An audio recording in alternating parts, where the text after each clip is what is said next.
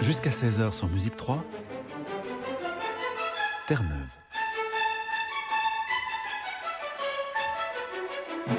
Christine Gieslings.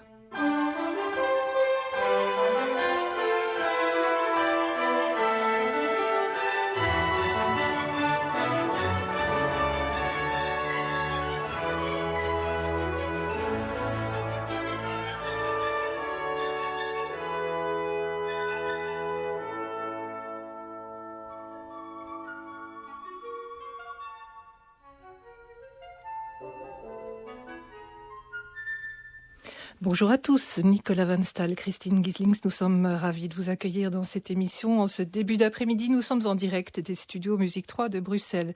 Au sommaire de la musique romantique, avec un extrait de l'oratorio de Ludwig Spohr, Le Jugement dernier, des arabesques sur des thèmes du beau Danube bleu, une musique issue de notre CD de la semaine, et aussi un concerto pour hautbois signé Uri Rome, en fait un pastiche de Tessarini et Vivaldi. Et pour l'heure, nous avons le plaisir d'accueillir Ivan Illich, qui vient nous présenter son nouveau CD, publié sous le titre de Transcendentaliste.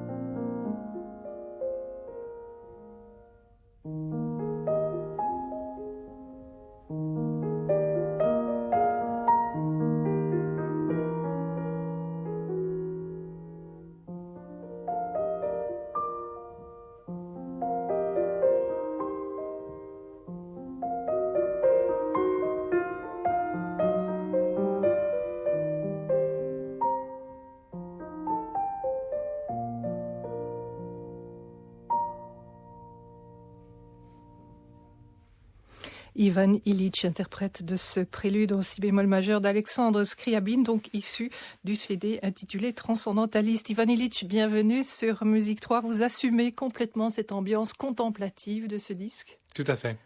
Oui, je crois il s'agit d'une période de vie où j'avais besoin de cela et aussi de l'exprimer, puisque ça fait partie du processus de maturité d'un musicien, de chaque musicien d'ailleurs, que ce soit dans la composition ou l'interprétation. Il faut creuser à l'intérieur de soi-même. Et c'est pour ça que j'ai choisi ce titre, le transcendentaliste, parce qu'il s'agit d'une philosophie de Ralph Waldo Emerson, donc philosophe américain du 19e siècle, qui parle de cette idée de creuser à l'intérieur de soi-même, de se faire confiance et de laisser les choses, d'avoir la patience que les choses mûrissent. Et c'est quelque chose qui est difficile pour un jeune musicien, mais j'y arrive de mieux en mieux. Et vous laissez de côté la virtuosité? Pour l'instant, oui. Et ça, je dois dire que ça fait beaucoup de bien d'attendre les résonances, d'attendre la fin des résonances, que les choses se mélangent un petit peu, qu'il y a cette ambiguïté. Pas forcément une recherche de précision, mais d'ambiguïté dans la musique. Et je trouve ça très riche. Et techniquement parlant, comment l'obtenez-vous?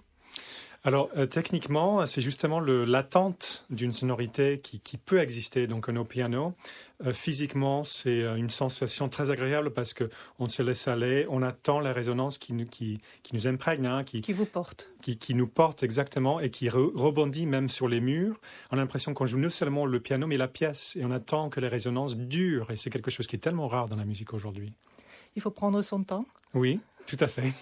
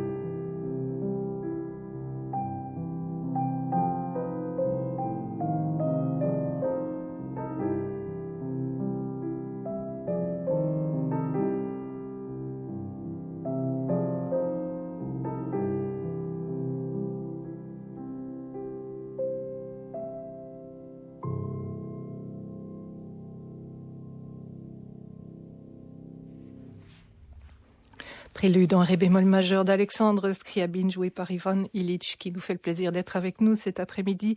Vous assumez donc tout à fait cet univers feutré de paix intérieure. C'est vraiment la paix que vous exprimez à travers ce disque? Oui, tout à fait la paix, et puis surtout l'autoréflexion. C'est-à-dire que c'est pas une paix où on se laisse complètement aller, c'est une paix dont on profite pour creuser encore plus loin, pour savoir qui on est, en fait.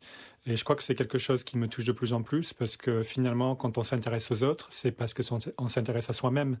On s'intéresse à toutes les facettes qu'on peut avoir en tant que personne, au niveau psychologique. Donc, à la fois, je porte ce répertoire parce que je suis interprète, et à la fois, je découvre moi-même à travers les différents répertoires. Donc, c'est merveilleux.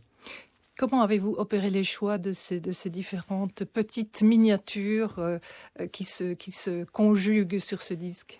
Alors j'ai commencé par le dernier morceau qui s'appelle Parler de Marie de Morten Feldman. Ça, c'était vraiment le point de départ musical de l'album, puisqu'il y a une ambiance tellement particulière. À la fois, c'est très abstrait, et à la fois, il y a un côté romantique qui est lié quand même au passé. Alors, je me suis dit qu'il y avait un lien à faire avec Scriabine, parce que Feldman avait dit qu'il avait composé des pièces enfants qui ressemblent à des miniatures de Scriabine. Et du coup, j'ai cherché dans les miniatures de Scriabine, et j'ai cherché les pièces qui pourraient avoir un lien éventuel. Il y en a plein qui ne font pas du tout le lien, qui sont beaucoup plus dans une espèce d'élan impatient. Et par contre, il y a un certain type de Scriabine qui existe au piano, qui est en lien avec Chopin, bien évidemment, qui est très doux, feutré, intérieur, intime, qui est très en lien avec ce côté intimiste encore une fois, qu'on ne trouve pas forcément dans les grandes salles toujours.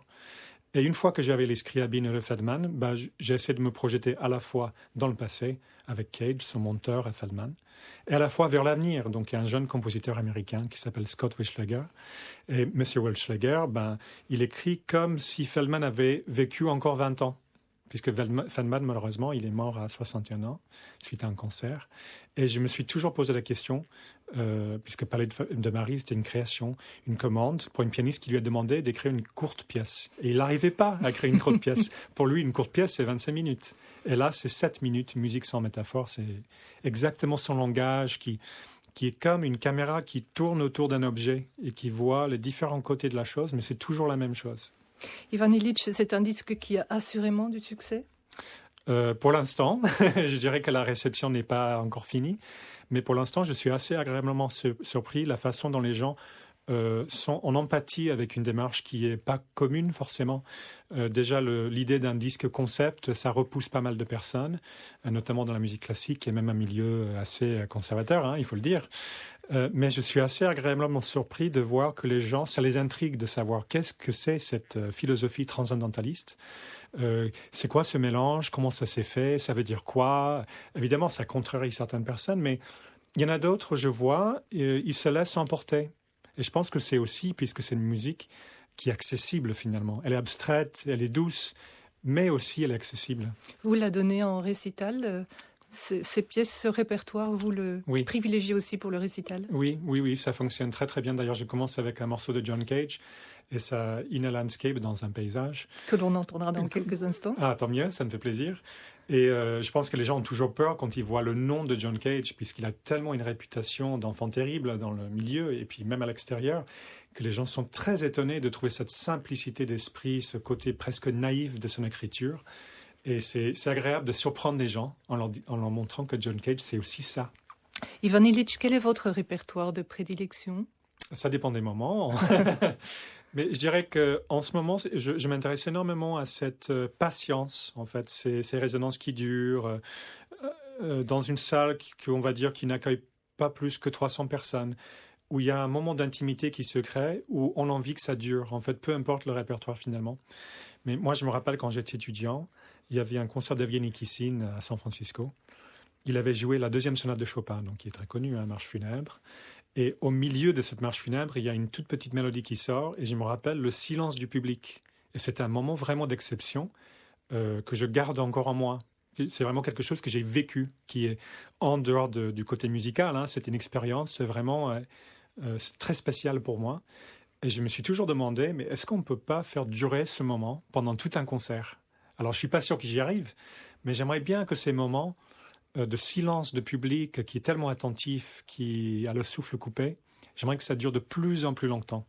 Faire presque des concerts entiers où les gens sont tous ensemble qui vivent quelque chose, une expérience exceptionnelle, et qui est dans la douceur. Donc, qui n'est pas un public qui me regarde en train de faire quelque chose, une virtuosité qui les impressionne un peu comme un cirque, mais au contraire quelque chose qu'on partage. C'est-à-dire que j'ai besoin du public, j'ai besoin de leur attention pour m'exprimer, et eux, ils ont besoin de moi, parce que sinon, c'est pas un concert. Et vous préférez alors être seul sur scène?